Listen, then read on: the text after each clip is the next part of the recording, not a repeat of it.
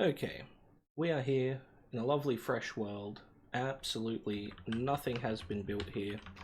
And I've specifically chosen an area that doesn't have any caves within basically a 16 block radius. That one could be a problem. We'll check after we've built the thing. In any way, we're going to get stuck into it. Now, what you want to do to start with is place down 5 beds, like so. And of course, then you need your pistons, which I forgot to grab before I started recording because I am smart. And 5 of those, and 5 of those on top. Now, the slabs here are what your zombie is going to stand on, so he's high up enough to see the villagers and scare them. After death, not entirely to death. If they die, well, we've got problems. Now, around the edges, you place your pillars. You really don't have to use glass here if you don't want. I do because I think it looks nicer. And the white and black motif is always good, though don't ask me, I am not the creative type. I do apologise about the clicking and the keyboard strokes. I will try running the audio through Audacity to remove them, but yeah. Unfortunately, with the recording setup I use, not the best. Now, on top of that, you need to build out a platform for the iron golems to spawn on. This also serves a lovely purpose of preventing the zombie from burning to death, but yeah, capturing zombies, pain in the ass. Ram a minecart on powered rails at them, I've found, is the best way to achieve it. Now, around the edges of the top platform here, you go out by 1. I said 1. There you go. Like that. And then around the edges here, you can place 2 high, 3 high. It doesn't really matter. I like 3 high, although I went 2 high in my survival world. So let's do 2 high and slab it on top. And of course, then you fill that in with glass. Go, and here, and here, and there. No. There. Like so, and like so. And that leaves you with the 3 gap for your iron golems to fall through into the lovely little platform. To be honest, that's mostly just for symmetry. Now, in the corners here, at the back, you need to place down 3 blocks. And you know what? Let's put the signs in first, so we don't get water flow. The signs go here. Excuse me. Yeah. Now, resources there, although you could technically do 2, and then 1 on top of each of those. And then you can knock these out. This just stops the iron golems from escaping. And we're going to put some stone brick slabs on top. Now, the slabs are important to prevent any iron golems spawning up here. I don't think they'll spawn on the glass, but it would look weird to just have it like that. And in any case, that is the basics of the spawning system complete. The circuitry still needs to be done, but yeah. Now from there you want to come out by 4, and that leaves a 3x3 area down here, which you can then fill in with whatever building block you've chosen to use. Works wonderfully. And of course you want to leave a singular gap there. That's where your hopper's going to funnel out of. And speaking of hoppers, let's grab one of those. And your hoppers just go down here. You don't have to have glass at the back there if you don't want. You'd be able to see into the thing though, into the killing chamber. Now, 2 blocks down from where you've placed your signs up top there, you want to place 3x3 of signs in any configuration. Realistically, it doesn't matter so long as they stop the flow of the lava, which of course goes right there, and it occurs. We fill that in. And that's essentially it. Now, the other thing we do need to do is come down here. I believe that's... yes, there we go. And now underneath each of these, you place down your blocks. Now I'm going to need to clear my inventory, grab some redstone torches, grab some redstone, grab a daylight sensor. We're also going to need a redstone repeater.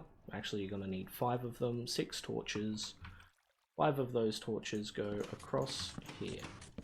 Now, in theory, what you could do is move it up by 1, so that these blocks are right under the pistons, and then just run your repeaters directly into it. That will power the block above it. I, however, do not do that. I always advise placing down a block that isn't dirt or stone beneath your redstone, just so if you're building in your world a little later on, you don't accidentally break your circuits. It's always good form.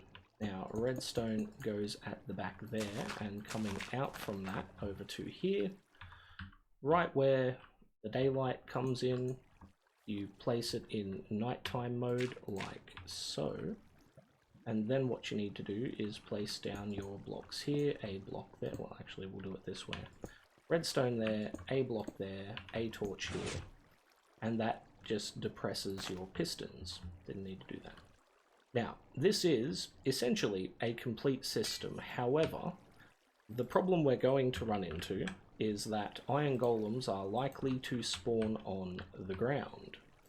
To fix that, we're going to place down... That was not what I wanted. Why did a baby zombie spawn? Whatever. Actually, I'm stupid. Let's get a lever. What you want to do is have it started in the villagers can't see the zombies mode. Because if they can, what they're going to do is panic right away, and they're not going to be able to identify with the beds. 2, 3, 4, and 5. And as you can see, we now have the 5 villagers in there. Now, if I do a little like that, the villagers are going to start panicking. Now, since they've identified with the beds, from where you saw the fancy little green stuff that popped out, we should begin getting iron golem spawns very shortly, hopefully. I'd advise slabbing around here too, but you could have it up on this height like I did in survival mode. Now, what I'm going to do is pop into spectator mode, just to make sure none spawned in and around here just yet. No. Okay. Back into creative mode.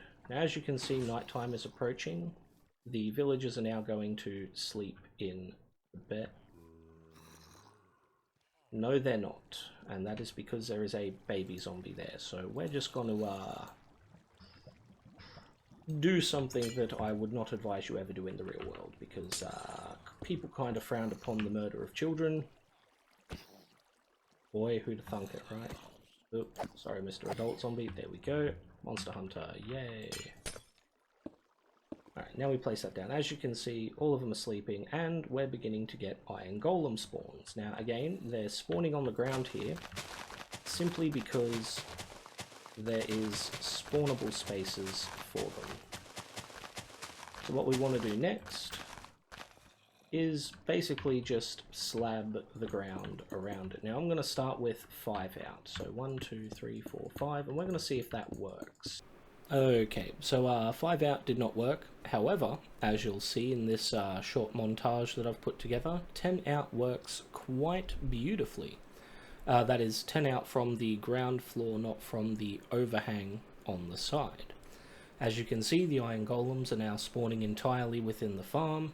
None of them at all are going to spawn within the system. Well, outside the system, I should say. Which has worked out quite well, I do believe. So yeah, that is the end of this video, as it were. As you can see, it looks quite nice, if I do say so myself.